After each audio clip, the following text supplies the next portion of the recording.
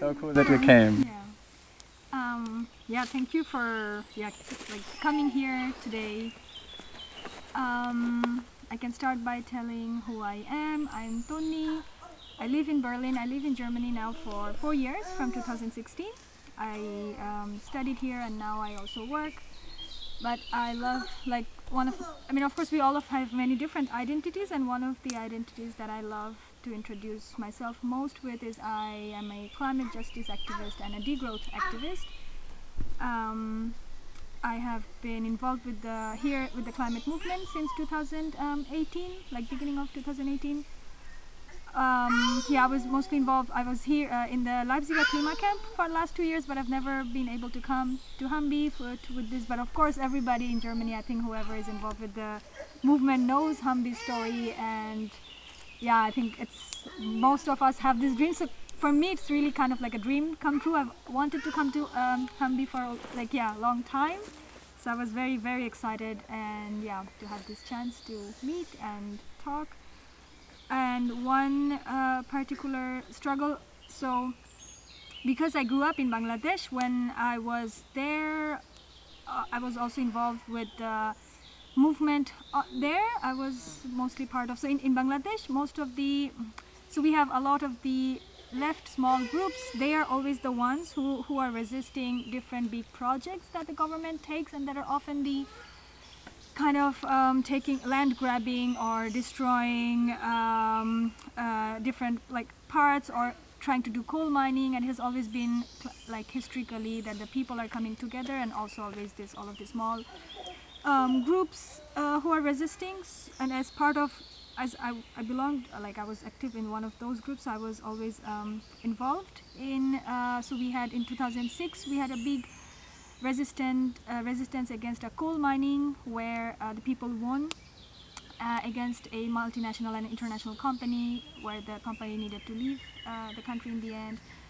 And then we also had many different, because it's always when you're a country in the global south, we have a lot of international power, and it's always mostly, even if the government or within the government capacity, the local institutions have the ability to maybe even extract gas, manage energy sector. It's always given up to these big international companies, and this company always the relationship is always unequal. And there have been a people's protest demanding that we manage our resources better. So as part of that movement, from 2011 we started having the Save the Sundarbans campaign. It started as the government of India and government of Bangladesh decided to implement a big coal power plant very close, just 14 kilometers away upstream from a mangrove forest, which is the world's largest mangrove that we have in Bangladesh. And mangroves are a very special kind of forest because they are in the coastal region, and because it's in the coastal region, the soil is very soft, and there is many river that flows through the forest. It's very embedded with the water, the air and the soil, because when the tide comes, it drowns, so the trees get drowned up to a level, and when the tide goes down, then we have tree roots coming from the floor.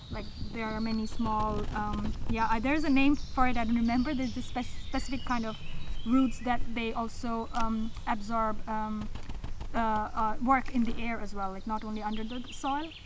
But because of this special type of the forest, all the experts said that the pollution that this coal power plant will leave is going to kill the forest. We will have lead and heavy metals emitted from burning the coal, and they will be using the water from the river to cool down the boilers, the coal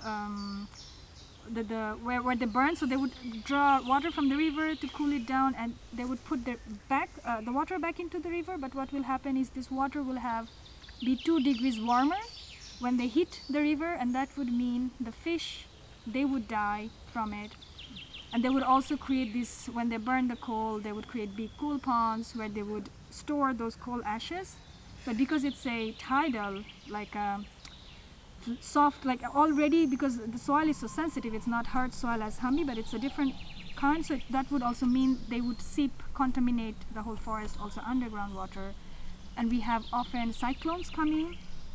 Historically, we have faced, like in last 14 years, we've already had like 4 big cyclones, so it's more frequent. So that also means if a cyclone comes, this already gets like washed up too. So it's like a disaster to happen, and there's all these experts that said that it's a very bad idea, and especially also because the mangroves is like also works as a barrier against the tide, and even with the climate change, it's even important for the people to have that barrier, and it gets proven over and over again. Like last 2 months ago, we had the largest ever cyclone that formed in the Bay of Bengal. Even though it was not so big when it hit the land, it got reduced. But then when it made the landfall, we even saw there is how this forest takes the first impact, and it makes the speed of the wind get slower. So then it really protects the people and everybody that lives on the land. So it's really a very, very important forest, but at the same time it's crazy that, yeah, they are not caring at all. And they started, so when the knowledge went out that they're planning to build this coal power plant upstream of this forest, so from the movement then we started making it aware, telling it to people, and then over the time the movement got really, really big. There were a lot of different action. We started, of course, we started with like signature campaign, and then we did a lot of mobilization. And one of the biggest mobilization was there was walking from the capital to close to the forest, like it was almost like a 500 kilometers walk that happened over 3 days. And in total, like 5,000 people participated all the way from capital to the forest, and on and off there were in total 30,000 people who joined the march and then left or stayed for a while. And also we had like a lot of paintings, songs, pictures, like it got really big in the campaign. And the movement became so big, I love to say this, that the government, there was even a time when the government started creating advertisement against, to kind of change the public opinion or sway the public opinion. And it was also very funny. We laughed a lot because they made the advertisement in a way that there was this elderly man in his car with his young son, and then he's telling his son like, oh, why are you so angry? And the son is saying, yeah, this power plant shouldn't take place, da da da. And then the dad is saying, yeah, but government is like your dad, they would never do something that is bad for you. It was so hilarious that we were also like look how bad they're losing, that they have to make this kind of advertisement. It didn't work at all. But so these are all this that happened in last 9 years. In 2016, so when I was back home, I was involved with this movement, but not very embedded or something. But in 2016, I was already here in Germany, and I was studying. And then we had a big mobilization in Dhaka, a strike. And in that strike, there was a lot of police brutality and violence. And I saw some of like my friends, and there were even, because when I was involved before, there were people like, you already know, and there were even my fellow like friends, girls who we were like growing up together. We were kind of convincing and going to these mobilizations together. So I saw them getting beaten up, very brutal pictures, and that was very emotional for me. Then I was like, I was very angry, and then I was like, okay, what can I do? And I was like, okay, you can beat them up on the street, but I'm here outside, you cannot beat me here. Maybe we can do something from here. So then we started trying to mobilize and connect with other Bangladeshis who are diaspora.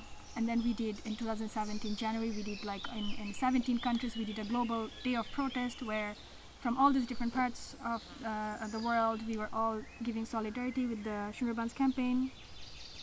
And then in 2019, last year, we even went to the World Heritage Committee meeting, demanding them, because UNESCO, Sundarbans, the forest, is also like a World Heritage Site, like a UNESCO World Heritage Site. And because it's threatened from this coal power plant, the World Heritage Committee, their experts also recommended that this power plant should not be built. And not only this, any industrial activity. And it's not only one power plant, because now they started building even more, and they started building industrial complexes upstream. Because it's like, oh, this is a forest, let's take up the land. And now there is a lot of industrial complex that is growing there.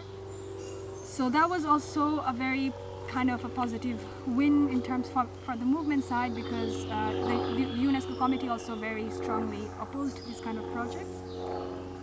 But it's still kind of going on, and now from this year what we learned as well, like we started digging more information about who is financing this project, what kind of companies are involved, and what we learned is there is a German company that are based in Stuttgart, and they are actually the chief engineering consultant of this project. They are the one who is monitoring, so they are also doing all kind of procurement, they're monitoring the construction work. They probably also even provided the design work for this power plant. And what we see also from the movement side, that this is something that we can do from here within, like from Germany. It's possible to create pressure, because they really don't want so much attention. This company, it's like a GmbH. We want to create pressure and we want to make this public, because there's also not so much information or awareness that a German company is involved with such a controversial project that is heavily disputed. There's such big movement against, and it's going to create such a terrible, like there's all these experts and all these big, even like renowned institutions who are also opposing it. There's all this study that shows this power plant is going to impact. So it's a very shameful situation where there's this German company involved, and that's why we are trying to now create awareness here inside Germany, so that this company stops their involvement with the construction of this power plant. And we see that if they stop their involvement with this project, that would definitely mean this project is going to be delayed, and that would again be also a strategic win for the movement side, and that could be very strong and powerful at this point. So from there, now we are going to different groups and sharing and kind of asking for support and thinking like, what can we do to make sure that this involvement. So for this part of the campaign, we are like Stop Fiechtner, Save the Sunderbans.